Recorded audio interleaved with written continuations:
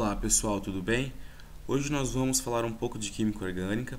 Caminhando dentro das funções oxigenadas, vamos definir o grupo funcional chamado éter.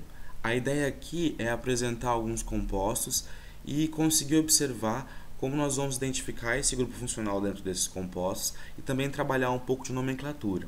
As propriedades desses compostos, como ponto de fusão e solubilidade, vão ficar para uma próxima aula. Tudo bem? Vamos lá então. Um éter. O que vai classificar ou definir um composto para que nós possamos chamá-lo de éter? Bom, vai ser um composto orgânico oxigenado, onde o átomo de oxigênio possui uma hibridização sp3. A ideia é você fazer referência com a hibridização do carbono e lembrar que uma hibridização do tipo sp3 é uma hibridização que me diz que aquele elemento faz o máximo de ligações simples que ele conseguir. Aqui no caso o oxigênio, ele vai conseguir fazer duas ligações simples. Então, como uma estrutura como essa aqui que está apresentada para vocês. Nós já trabalhamos um grupo funcional em que o oxigênio ele vinha com duas ligações simples. Aqui, desta configuração, onde o R indica uma cadeia de carbonos, e no caso, a outra ligação simples do oxigênio está sendo feita com o hidrogênio, formando o grupo hidroxila. Nesse caso, nós temos o grupo funcional álcool. Um éter ele vai ter, através de duas ligações simples, dois carbonos, duas cadeias. Então, um éter é um composto orgânico que apresenta o átomo de oxigênio ligado entre estruturas carbônicas. Um éter, então, vai ser um composto orgânico que tem o oxigênio como um heteroátomo entre duas ligações simples, como essas estruturas apresentadas aqui abaixo. Então, nós podemos ter um éter de cadeia linear, normal e aberta, e também podemos ter éteres aqui de cadeias fechadas. A ideia é que você sempre encontre o oxigênio ligado a dois carbonos através de ligações simples. Tudo bem? Conseguiu captar a ideia do grupo funcional dos éteres? É bem semelhante, por exemplo, ao grupo funcional álcool, e alguns livros trazem que os éteres são derivados dos álcoois, por exemplo. Tá? Mas a ideia central é você sempre conseguir lembrar da presença do oxigênio como um heteroátomo entre estruturas carbônicas, entre cadeias de carbonos aí. Não importa se esteja na forma aberta ou na estrutura fechada. Tudo bem? Bom, olha só uma ideia interessante. No passado, durante o século XIX, muitas substâncias foram utilizadas aí dentro da medicina. E um composto dessa classe que nós estamos chamando de éter ficou bem famoso devido a esse dentista William Morton, em que ele conseguiu fazer a primeira apresentação da utilização dessa substância como um anestésico, por exemplo, para a extração de dentes, porque até então as pessoas utilizavam como anestésico álcool, por exemplo. Então o paciente ingeria grandes quantidades de álcool e até mesmo o dentista ou o médico inseria algumas quantidades de álcool para conseguir para conseguir causar dor durante aquele procedimento na pessoa, e a pessoa que ia extrair o dente, por exemplo, ingeria álcool em excesso para tentar suprir essa dor. Então, William Morton conseguiu fazer no Hospital Geral de Massachusetts, em 1846, a primeira apresentação aí de uma substância, dessa substância éter usado como anestésico. Nesse caso, mais à frente, nós vamos definir qual substância é essa. O éter, de uma certa forma, ele afeta as vias nervosas, as células nervosas, e aí ele causa um impedimento ou uma certa barreira total dos impulsos nervosos. Então, o cérebro meio que ele desliga por alguns momentos. Bom, grandes quantidades de ingestão de éter podem afetar também, por exemplo, o coração e as vias respiratórias, aí levando a problemas mais sérios. Então, cuidado se por acaso você algum dia for manusear ou tiver a presença desse composto por algum motivo ao seu lado. Bom, durante a mesma época, James Simpson, que foi um obstetra, começou a utilizar, por exemplo, clorofórmio como também uma substância anestésica em alguns partos, por exemplo. E a ideia é que o clorofórmio, depois de um tempo, ele veio a substituir o éter por ele não agredir tanto assim. De uma certa forma, ele também agride, mas não agride tanto quanto o éter, o composto que era usado, e também pela recuperação dos pacientes ser um pouco mais rápida com a utilização do clorofórmio. Mas o interessante desse médico é que ele convidava as pessoas para jantar na sua casa e depois ele convidava as pessoas, por exemplo, para degustar aromas que poderiam causar ou não esses estados de anestesia. E aí, a partir disso, ele começava a fazer os seus estudos. Bem interessante o método científico dele.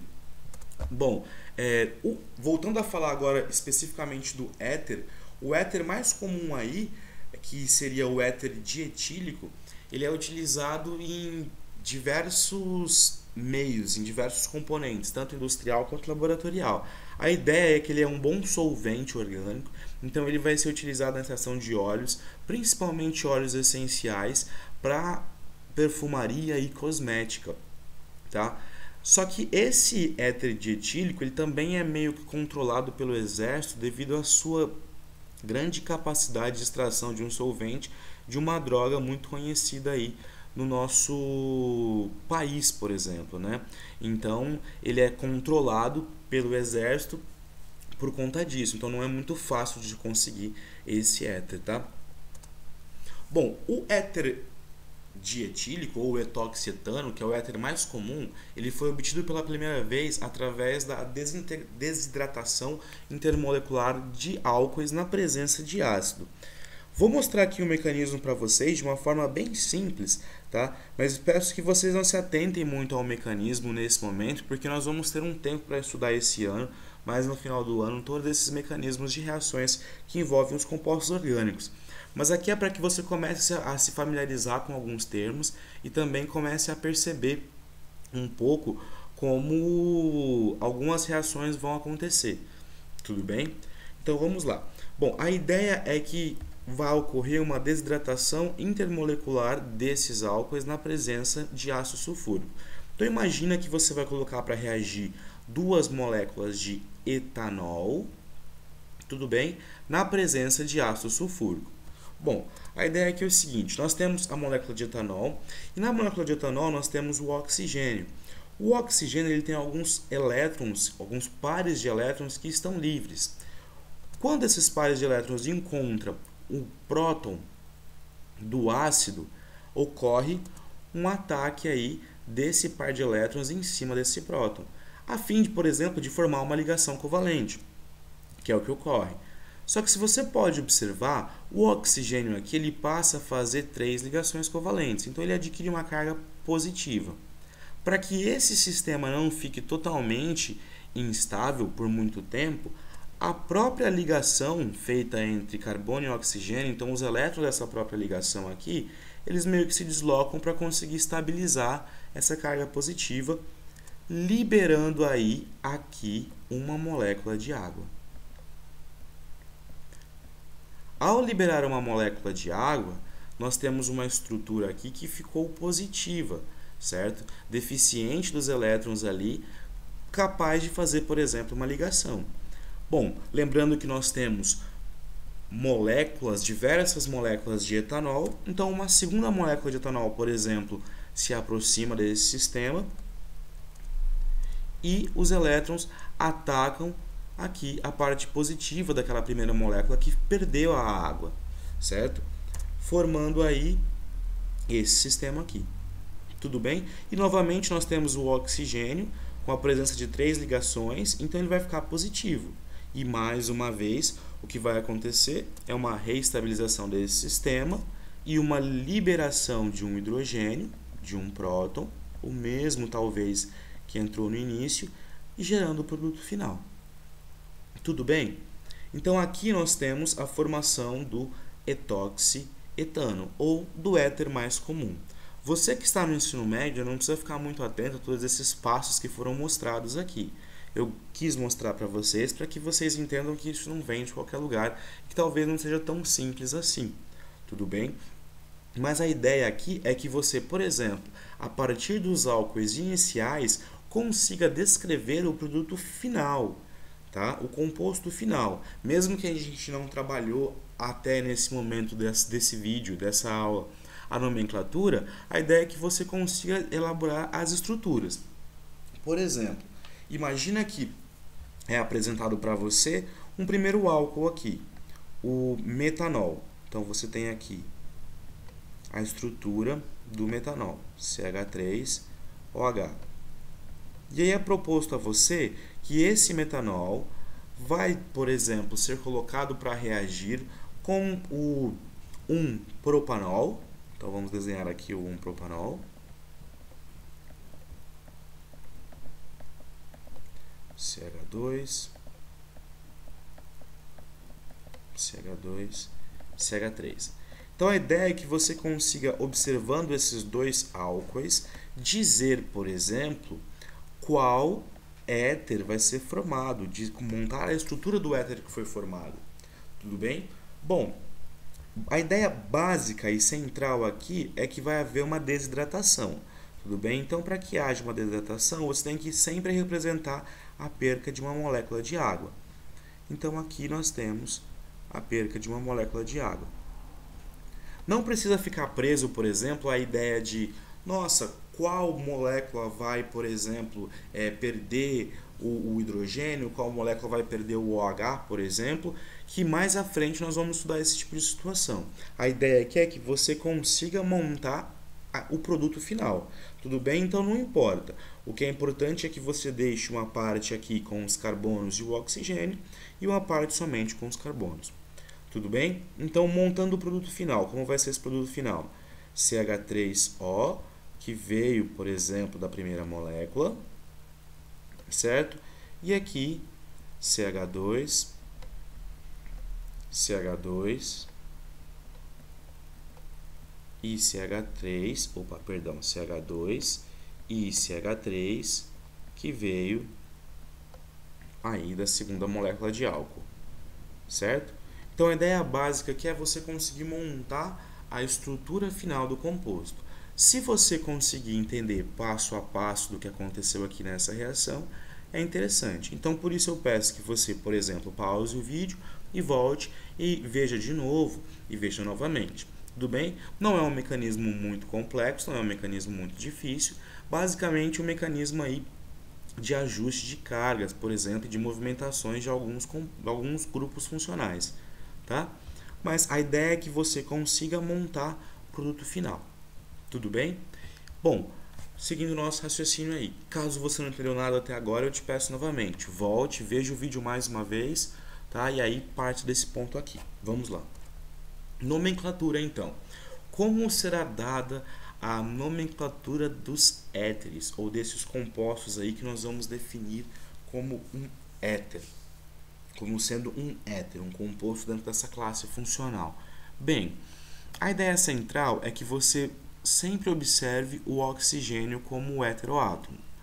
E ao observar o oxigênio como heteroátomo, você vai perceber que alguns éteres você terá uma simetria e outros você não terá uma simetria. Tudo bem? Nesses que você não terá uma simetria, como você vai dar a nomenclatura? Até para esses que terá a simetria, você verá que é a mesma coisa. Mas vamos iniciar nesses que não têm a simetria, como o exemplo aqui está apresentado, para que fique mais fácil de você entender. Nesses que não têm a simetria, como nós vamos observar? A nomenclatura oficial pede para que você, por exemplo, divida esse éter em duas porções. A porção aqui que tem menor carbonos, então uma porção que vai ter um menor número de átomos de carbono, e uma porção que vai ter um menor número aí também, um maior número de átomos de carbono. Perdão, você vai dividir em duas porções. Uma porção que vai ter o número menor e uma porção que vai ter o número maior de átomos aí do elemento carbono. Bom, a ideia, então, é que você dê a nomenclatura a partir dessas duas partes, dessas duas porções. Tudo bem? O radical menor, você vai pegar o prefixo de quantos carbonos ele tiver e vai conectar ao termo oxi. Então, metoxi, etoxi, propoxi, tudo bem? E a segunda parte você vai representar como uma cadeia de carbonos normal, como um hidrocarboneto normal. Então, como vai ser o nome desse composto que está aqui apresentado? Desse composto que está aqui apresentado, o nome será met, para representar um carbono, unindo o sufixo oxi, então metoxi, etano. Tudo bem? O nome de hidrocarbonetos. Então, e essas moléculas que apareceram aí ao longo, por exemplo, dos slides anteriores? Como nós vamos dar o nome seguindo esse raciocínio, tá? A nomenclatura oficial e o PAC, seguindo esse raciocínio. Bom, a ideia aqui então vai ser sempre: observo o heteroátomo, divido a molécula em duas porções. Vejo se essa molécula me permite ter uma porção maior de átomos do elemento carbono ou uma porção menor. Tudo bem? Nesse caso que nós estamos fazendo o exemplo, as porções são iguais. Tudo bem? Então não importa qual porção eu escolher. Então, seguindo o esquema, eu vou pegar uma primeira porção e vou dar o nome. Como são dois carbonos, a primeira porção vai ser etoxi, et de dois carbonos e oxi para indicar o oxigênio. E agora eu vou dar o nome da cadeia que está em preto. Tudo bem? Etoxi, etano.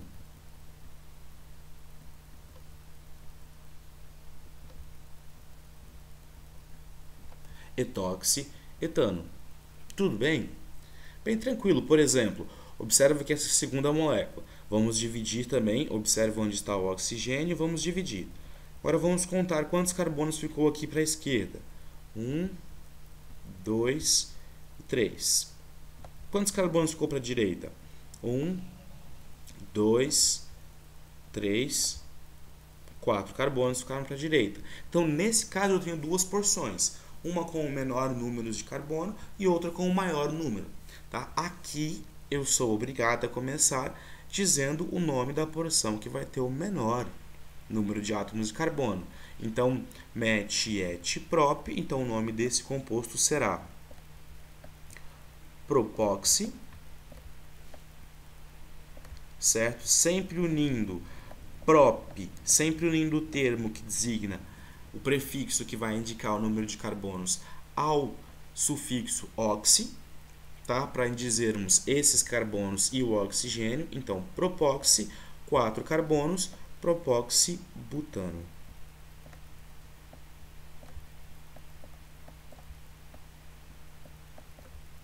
Propoxibutano.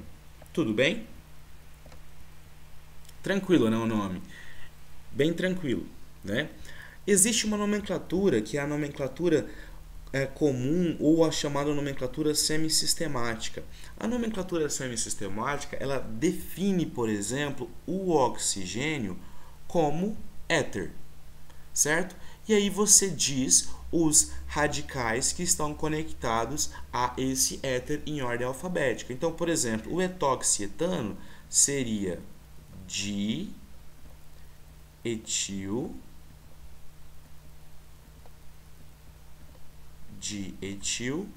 éter.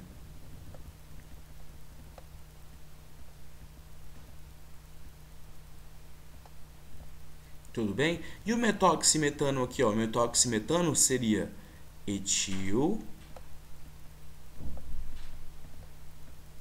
metil, éter. Tudo bem? Então, você considera o oxigênio como éter e diz o nome dos radicais que estão conectados a ele. Tá? Etil, metil, éter. E o propoxibutano aqui, como seria o nome dele? Seria butil, propil, éter. Certo? Bom, eu apresentei também para vocês, lá no início, que você também pode ter, por exemplo, um éter cíclico, certo? Nesse primeiro vídeo nós não vamos trabalhar aí a nomenclatura dos éteres cíclicos, mas eu vou deixar um link na descrição para vocês que vocês possam começar a se ambientalizar com essa nomenclatura. essa vem para um próximo vídeo, para que esse aqui não fique muito pesado. Tudo bem? Bom, se você entendeu essa parte de nomenclatura, vamos fazer alguns exemplos.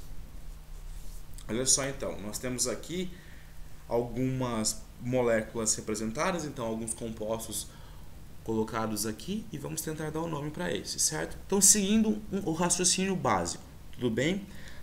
Calma, observa a molécula e vamos lá. Identifica o heteroátomo, está aqui o oxigênio, divide a molécula em duas porções.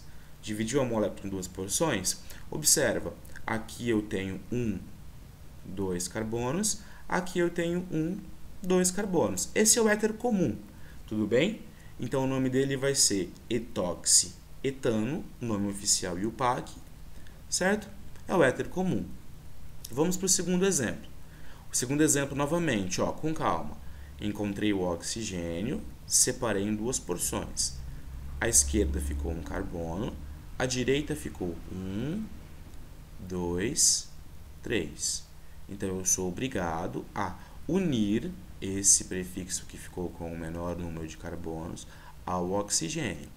Tudo bem? Então, esse termo que eu circulei de vermelho será met de um carbono com oxi, metoxi. Então, o nome provavelmente vai ser metoxi 1, 2, 3, propano. Metoxi, propano. Tudo bem? Mesma coisa aqui, ó. Vamos lá para a terceira molécula. Aqui, encontrei o heteroátomo e vou dividir. Dividir a molécula em duas porções. Vamos contar. À direita, 1, 2, 3. À esquerda, 1, 2, 3. É um éter simétrico. Tudo bem? Então, o nome dele vai ser propoxipropano. Certo? Para esses éteres mais simples, vamos colocar a nomenclatura semi-sistemática, ou a nomenclatura comum, a nomenclatura usual. Então, o etoxietano, nós já falamos no slide anterior, né? De etil éter. E o metoxipropano, como vai ser? Metil propil éter, sempre respeitando aí a ordem alfabética. E o propoxipropano, dipropil éter. Tudo bem? Tranquilo? Conseguiu entender esses exemplos até agora? Agora vamos começar aqui os exemplos dessa segunda linha. Essa segunda linha nós temos algumas cadeias representadas de forma diferente aí. Mas nós vamos seguir o mesmo raciocínio. Tudo bem? Então, eu encontrei aqui o heteroátomo. Dividi em duas partes. Tudo bem? À esquerda ficou um carbono. E à direita? Quantos carbonos ficaram à direita? 1, 2, 3, 4. Certo? Bem, então esse lado que tem o menor número de carbonos, eu sou obrigado a conectar no oxigênio para dar o nome, certo? Então ele que vai carregar o sufixo oxi. Tudo bem? Agora, lembra que a nomenclatura dos éteres você vai conectar o sufixo oxi e vai dar o outro nome como se fosse um hidrocarboneto comum? Se fosse um hidrocarboneto comum, nós teríamos que numerar isso aqui, não teríamos? Então vamos numerar. Esse seria o carbono 1, sempre mais perto da função. Esse o carbono 2, e esse o carbono 3, e esse o carbono 4. Ok? Então, como vai ser o nome desse composto? O nome desse composto vai ser indicando onde está conectado aqui o oxigênio. Tudo bem? Então, o nome desse composto será 2-metoxibutano. Então, indicando aonde o oxigênio está conectado nessa cadeia aqui de carbonos, nesse hidrocarboneto. Tudo bem? Tranquilo? Vamos lá para o próximo exemplo. Ó, aqui, dividir a molécula em duas partes. Vamos contar. 1, 2 aqui para a esquerda, para a direita. 1, 2, 3, 4. Essa é a maior cadeia, parece uma cadeia de carbonos, um hidrocarboneto, então já vou numerá-la. 3, 4. Certo? Ficou tudo isso aqui que vai ser conectado ao oxigênio para que nós possamos dar o nome dessa molécula. Então, 2 carbonos conectados no oxigênio. Esse oxigênio está conectado no carbono 2 do hidrocarboneto restante. Tudo bem? Então, o nome será 2-etoxibutano. Tudo bem? Tranquilo? Conseguiu entender? Bem simples. Devagar, com calma, vamos lá. Vamos observar. Vamos aqui, ó, terceiro exemplo dessa segunda linha. Encontrei o oxigênio. Agora eu vou circular o oxigênio. Encontrei o oxigênio. Circulei o oxigênio. Tudo bem? Vamos contar aqui, ó. À esquerda ficaram 1, 2, 3 carbonos. À direita ficou 1, 2, 3, 4 carbonos. Ok. Bom, à direita vai ser o meu hidrocarboneto, né? Vamos pensá-lo como se fosse um hidrocarboneto comum. Então, já estou contando aqui os carbonos da cadeia, sempre mais próximo da função, que no caso é representada pelo oxigênio como um heteroátomo. E vou observar agora esses 3 carbonos que ficaram aqui. Esses 3 carbonos, vocês podem perceber, eles parecem que são simétricos, ó. Então, esse vai ser o isopropil. Então, o nome desse composto vai ser 2-isopropoxibutano. Tudo bem? Conseguiu entender esse raciocínio? Então, você vai conectar o oxigênio àquele lado da cadeia que ficou com um menor número de carbonos e vai escrever o outro lado normalmente, como se fosse um hidrocarboneto. Tudo bem? Vamos lá, então, aqui, ó, para os últimos exemplos. Aqui, separei. Um carbono ficou para a direita e agora eu tenho 1, 2, 3. Ué, 1, 2, 3. É um hidrocarboneto, não é? Então vamos imaginar como se estivéssemos buscando uma cadeia carbônica principal. Então aqui é a minha cadeia carbônica principal, certo? Aqui é o meu carbono 1. Aqui é o carbono 2. E aqui é o carbono 3. Então eu tenho o carbono 1, carbono 2, carbono 3. Certo? O que ficou nesse carbono 2? Uma ramificação, que nós vamos chamar de metil. Uma ramificação com um único carbono. Então, metil. Agora vamos lá. Como vai ser o nome desse composto? Bom, primeiro eu vou indicar onde está conectado o oxigênio. Isso? Será? Ou primeiro eu vou indicar onde está conectado a ramificação? Vamos lá. Bom, sempre primeiro eu vou indicar onde está conectado o oxigênio. Então, 1-metoxi e agora o nome do hidrocarboneto, 2-metilpropano. Tudo bem? Conseguiu entender esse raciocínio? Um pouquinho difícil, se você achou um pouco difícil, volta e assiste de novo essa explicação. Vamos lá para o próximo exemplo. Mesmo raciocínio, ó, vou dividir a molécula em 2 porções, vou encontrar a porção menor. Ao encontrar a porção menor, eu sei que esta porção carregará o sufixo oxi. Muito bem. O resto eu vou pensar como um hidrocarboneto. Então, um hidrocarboneto que possui 1, 2, 3 carbonos em sua cadeia carbônica principal. Certo? Então, vamos numerá-los aqui. 1, 2, 3 e uma ramificação metil. O nome vai ser muito semelhante ao anterior, mas será 2-etoxi, 2-metilpropano. Tudo bem? Então perceba que a cadeia carbônica começou a ficar cada vez maior aqui e agora ela tem a porção que carrega o hidrocarboneto começou a ficar cada vez maior e agora nós temos até algumas ramificações, né? Vamos aqui para esse último exemplo. Olha só, mais uma vez, vou dividir em 2 partes, vou encontrar a porção menor. Essa porção que vai carregar e a outra porção eu vou ver como um hidrocarboneto normal. Este hidrocarboneto normal possui, então, esta cadeia carbônica principal. Vamos numerar os átomos? 1, 2, 3. Então, ficaram 2 ramificações metil para fora dessa cadeia carbônica principal. Então, vamos lá. O nome será 1-etoxi, 2,2 de metilpropano. Normal, como vocês conhecem, como vocês sabem colocar a nomenclatura até agora. Tudo bem, galera? Bom, se você se achou muito difícil, volta um pouco, assiste de novo desde as moléculas primárias ali, as mais básicas, e vamos tentar, certo? Vamos lá, mais um. Agora aqui a ideia é que você desenhe a molécula, que você proponha a estrutura. Então, o meu conselho a você, para que você vá propor a estrutura, seria o seguinte: Primeiro, desenha a parte que carrega o oxigênio, certo? Então aqui, ó, metóxi, na letra A. Metóxi, então vamos lá, fazer a letra A aqui do lado. Metóxi, um carbono com um oxigênio, certo?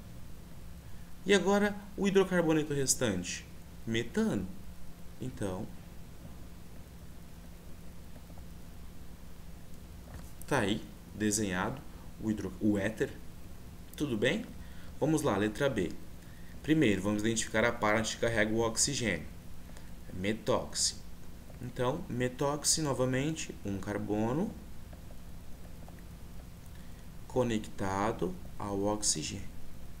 Agora, vamos colocar a segunda parte referente ao hidrocarboneto.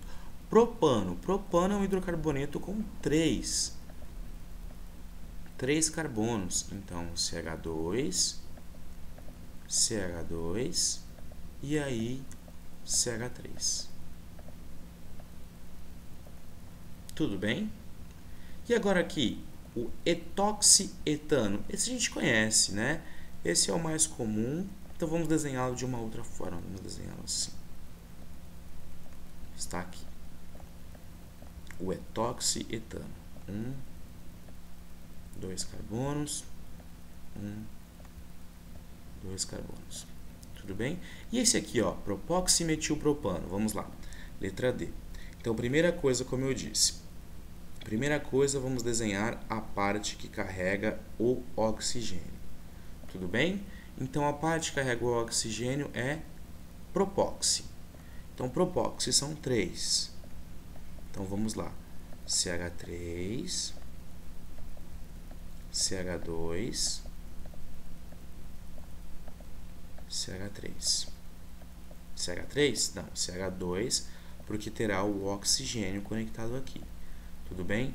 Então, CH2, CH2, propóxi, CH3, CH2, CH2, oxigênio. Tudo bem? Agora, o que sobrou aqui, ó? Metilpropano. Metilpropano. Metil é a ramificação do hidrocarboneto. Então, ela não pode estar conectada ao oxigênio. Então, o que está conectado ao oxigênio é o propano. Então, vamos colocá-lo aqui. Quem será o propano? CH, né? CH2, CH3. Este é o propano. Onde está o metil? Só tem um lugar para o metil. Aqui. E aqui ficou faltando um hidrogênio. Tudo bem? Esse é o propóximetilpropano. Certo? E olha só, o último. Etoxibenzeno. Bom, vamos lá. Etoxi é a parte que carrega o oxigênio. Et de 2 carbonos, não é verdade? Então, aqui, CH3, CH2, oxigênio. E o benzeno? Quem que é o benzeno? O benzeno é o anel aromático, é o anel benzênico, é aquele anel de 6 carbonos, não é verdade? Com 3 ligações duplas alternadas, ou aquela bolinha no meio, tá? Então tá aí o etoxibenzeno. Tudo bem, pessoal? Bom, se você não conseguiu entender, eu peço que volte o vídeo, veja de novo, é bem simples, foque um pouquinho e se concentre em cima disso, tudo bem? E por hoje é só, até uma próxima. Obrigado!